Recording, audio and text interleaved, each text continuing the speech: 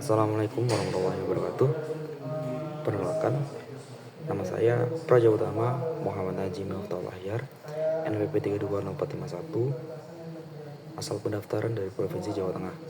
Saya Praja tingkat 4 di Institut Pemerintahan Dalam Negeri yang tergabung di Fakultas Manajemen Pemerintahan dengan prodi Teknologi Rekayasa Informasi Pemerintahan.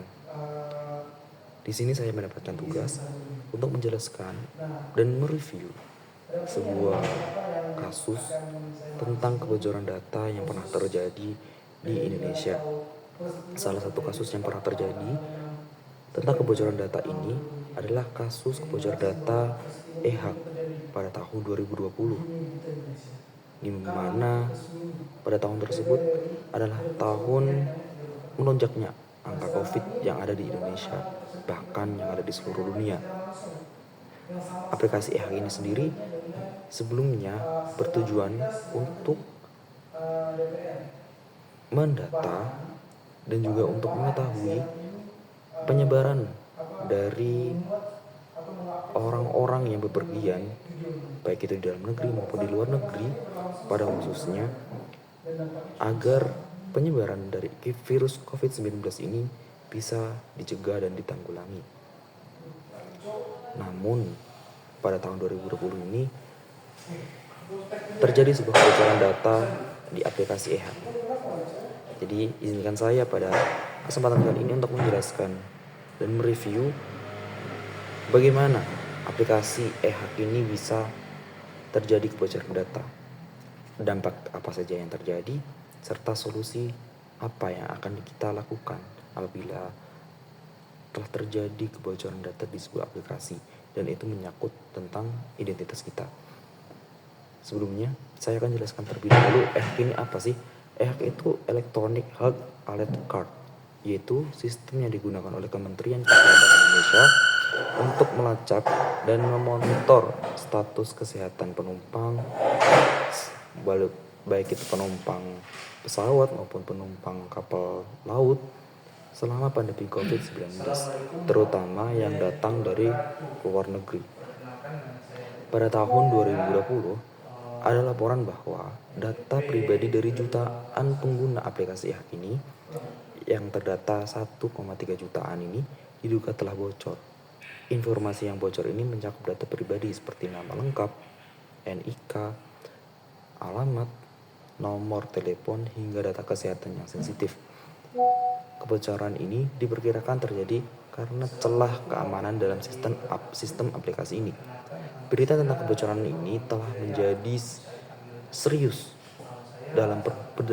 menjadi perbincangan serius ketika sebuah laporan dari perusahaan keamanan cyber menyebutkan bahwa data tersebut bisa diakses secara publik tanpa enkripsi yang memadai dan bahkan bisa dihosting di server yang tidak aman, sehingga ini sangat rawan sekali.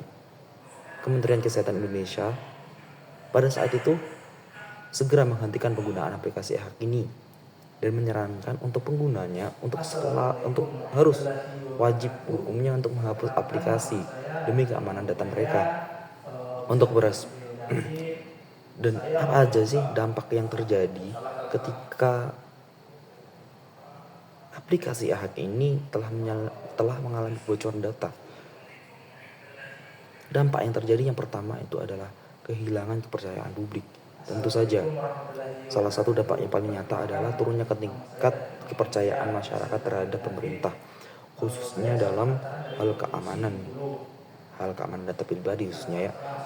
Masyarakat menjadi lebih khawatir menggunakan aplikasi, khususnya aplikasi yang dari pemerintah itu sendiri, karena banyak aplikasi yang dari pemerintah yang bisa digunakan oleh masyarakat, namun jaminan keamanan datanya itu masih belum terjamin. Dampak yang kedua yaitu risiko penyalahgunaan data pribadi. Data yang bocor seperti nama, NIK, nomor telepon, dan informasi kesehatan ini dapat digunakan oleh pihak yang tak bertanggung jawab untuk berbagai tindakan kejahatan. Risiko penyalahgunaan ini termasuk penipuan, pencurian data identitas, hingga tindakan peretasan yang lebih kompleks lagi. Misalnya ada data sensitif yang bocor bisa digunakan untuk mengakses layanan lain yang memerlukan informasi pribadi, atau untuk skema phishing yang lebih canggih lagi. Dampak yang ketiga itu sorotan terhadap perlindungan data di Indonesia. Jadi citra keamanan data yang Indonesia itu menjadi turun. Sorotan pandangan masyarakat terhadap sistem keamanan, sistem perlindungan data yang dilakukan oleh pemerintah Indonesia itu sangat lemah. Kasus ini menegaskan pentingnya pengesahan Undang-Undang Perlindungan Data Pribadi atau UU PDP yang pada saat itu pada tahun 2020 itu masih proses pembahasan. Peristiwa ini mendorong pemerintah dan pemangku kepentingan untuk lebih serius menangani masalah privasi dan keamanan data di era digital ini. Dan dampak yang keempat adalah dampak data kesehatan publik. Kenapa kesehatan publik? Ya, tentu masyarakatnya tidak percaya lagi terhadap aplikasi kesehatan seperti e-hak ini, mungkin akan enggan menggunakan sistem ini lagi yang dapat menghambat upaya pelacakan dan pencegahan penyebaran virus COVID-19 pada saat itu. Dan ini secara tidak langsung pun menghambat pemerintah dalam menanggulangi virus COVID-19 yang menyebar pada saat itu. Dan yang kelima itu perubahan kebijakan dan sistem keamanan. Seperti yang kita bahas tadi, terjadi percepatan dalam penetapan undang-undang perlindungan data tersebut. Dan yang keenam, tindakan hukum dan investigasi. Kebocoran data ini mendorong serangkaian penyelidikan oleh berbagai pihak, baik itu swasta, pemerintah, atau yang lainnya pun, untuk menyerukan kepada masyarakat untuk membawa kasus ini ke ranah yang hukum guna memberikan sanksi kepada pihak-pihak yang tidak bertanggung jawab atas kebocoran data tersebut.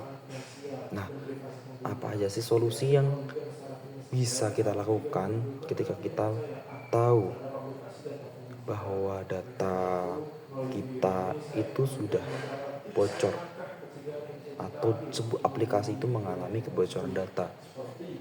Nah, ada beberapa hal yang bisa kami sarankan untuk menanggulanginya, yaitu enskripsi data, atau semua data pribadi harus dienskripsi, baik saat disimpan maupun saat ditransmisikan untuk melindungi dari akses ilegal. Yang kedua, audit keamanan yang secara berkala.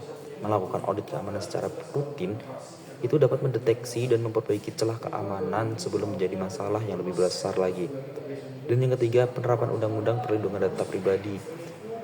Pengesahan dan penegakan Undang-Undang Data Pribadi ini dapat memastikan perlindungan hukum atas data pribadi masyarakat. Dan yang keempat, yaitu pelatihan dan kesadaran keamanan cyber. Mungkin hikmah yang bisa diambil dari kasus ini tuh, masyarakat menjadi lebih aware terhadap keamanan data pribadi mereka, sehingga dapat meningkatkan kesadaran pengguna dan pegawai terkait pentingnya keamanan data serta cara melindunginya. Yang kelima, itu penggunaan infrastruktur keamanan yang lebih kuat. Mungkin ini bisa disarankan kepada pemerintah atau pembuat website atau aplikasi untuk menggunakan server yang lebih aman dan menggunakan penyimpanan berbasis cloud yang memiliki standar keamanan yang lebih tinggi. Mungkin itu yang bisa saya sampaikan terhadap review kasus kebocoran data ini. Semoga apa yang saya reviewkan, sebagai apa yang saya ceritakan, bisa menjadi ilmu bagi rekan-rekan sekalian yang menonton video ini, agar kedepannya bisa lebih aware lagi terhadap keamanan data pribadi rekan-rekan semuanya.